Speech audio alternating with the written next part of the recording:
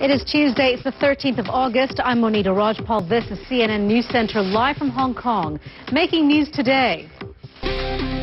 Israel says it has approved the expansion of a settlement in East Jerusalem. New peace talks with Palestinian negotiators are scheduled to begin Wednesday. Critics accuse Israel of trying to scupper the peace process by building on disputed territory. But some on the West Bank and in Gaza are celebrating. Israel is due to set free the first group of Palestinian prisoners in the coming hours. Their release is key to any peace deal. CNN's Vladimir Duthiers is in Hebron on the West Bank with more on that. Vladimir. Some of the other stories we're following for you here at CNN News Center. Police in Nigeria say men with automatic weapons killed at least 44 people in an attack on a mosque on Sunday. It happened in the town of Kunuga in the northwest of the country, and some people are speculating that the Islamic militant group Boko Haram was responsible. Nema Albager joins us now from Nairobi in Kenya with more on that. Nema? Well, Monita, we're also hearing reports of further attacks over this weekend. Villagers with their throats slit in their homes. Police sources from Nairobi. Mali's former prime minister has won a runoff vote to become the country's new president. His rival, the former finance minister, conceded defeat on Monday. Ibrahim Boubacar Keita now has the job of governing a country that's still dealing with an Islamic insurgency. Chinese state media say 2 men have been sentenced to death for taking part in a violent attack in the country's far west. 21 people were killed when fighting broke out in the Xinjiang region in April. 3 others were sentenced to prison. A court said they'd also been preparing terrorist attacks. Xinjiang is home to an ethnic minority that is often at odds with the majority Han Chinese central government. The U.S. government has dropped mandatory minimum sentences in certain low-level drug cases. The country's attorney general says such terms will not be imposed for non-violent drug offenders with no ties to gangs or cartels.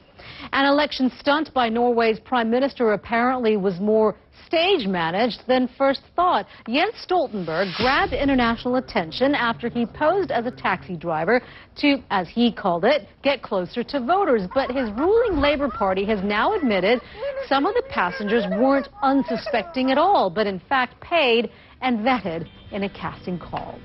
You are watching CNN News Center live from Hong Kong. You're watching CNN News Center live from Hong Kong. I'm Monita Rajpal. Britain is threatening to take unprecedented legal action after Spain imposed tighter border controls at the frontier with Gibraltar. It's part of a long-running dispute between the two countries over Gibraltar, a small British enclave on Spain's south coast. A British warship set off Monday for a visit to the territory. The UK says it's a scheduled routine exercise. CNN's senior international correspondent Dan Rivers joins us now from outside the Prime Minister's residence in London with more on this, I guess, the back and forth of legal threats there between the two nations. It seems like this issue is getting worse. Thank you. Dan Rivers there live at 10 Downing Street. One of America's most wanted criminals has finally been convicted. On Monday, a federal jury found the notorious mobster James Whitey Bulger guilty of nearly a dozen murders, as well as acts of extortion, money laundering, and drug dealing. The trial gripped America as details of Boston's underworld were revealed. CNN's Deborah Farrick spoke to one of the witnesses who knew Bulger best. Take a look at this. As Whitey Bulger's mob enforcer, Kevin Weeks says he buried the bodies. You're watching CNN News Central live from Hong Kong. It's the world's strongest storm so far this year, and we're feeling its strength here in Hong Kong. We'll bring you the latest on Typhoon Utor with Maya Ramos after the break.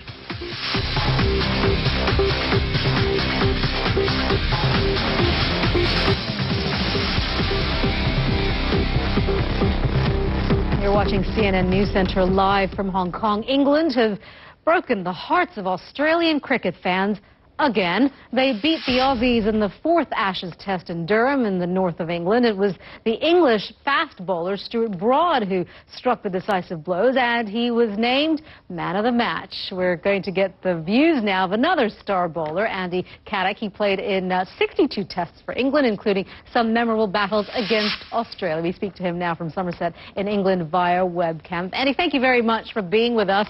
Look, I'm going to be honest with you. I'm a novice when it comes to cricket, but, you know, This is something, having lived in England for a long time, I know how important the ashes were, obviously, to both nations. So in this case, was Monday more a case of England being very good or Australia being not so good? I think it was a combination of two things. One was England, when they seized the opportunity, they took... Very much for speaking with us here on CNN News Center. We really appreciate your time. Thank you. Now, switching gears, the most powerful typhoon we've seen this year is churning towards southern China. Meteorologist Maya Ramos is at the World Weather Center with more. And Maya, we're starting to really feel its strength here in Hong Kong. Yeah, you know, for Hong Kong proper, you have the Typhoon 1 signal up. Basically, what that means for either people that are new to Hong Kong or... Mari, thank you very much for that. And before we go, we take you to China, where a tiny panda has been reunited with its mother for the first time since it was born. Really cute pictures here. The cub has been living apart from its mother in an incubator. She accidentally hurt it shortly after the birth a month ago. Zookeepers weren't sure how the mother would react to the cub, but they were delighted to see her reach through the cage and lick her baby. They say they hope to put the two back together very soon. You are watching CNN News Center. I'm Monita Rajpal, live at CNN Hong Kong. Thank you for joining us. We'll update you with the top stories in just a few minutes, but we do leave you with some images of the perceived meteor shower, and some sky watchers in the northern hemisphere were lucky enough to catch a glimpse of the shooting stars, and they sent us their pictures.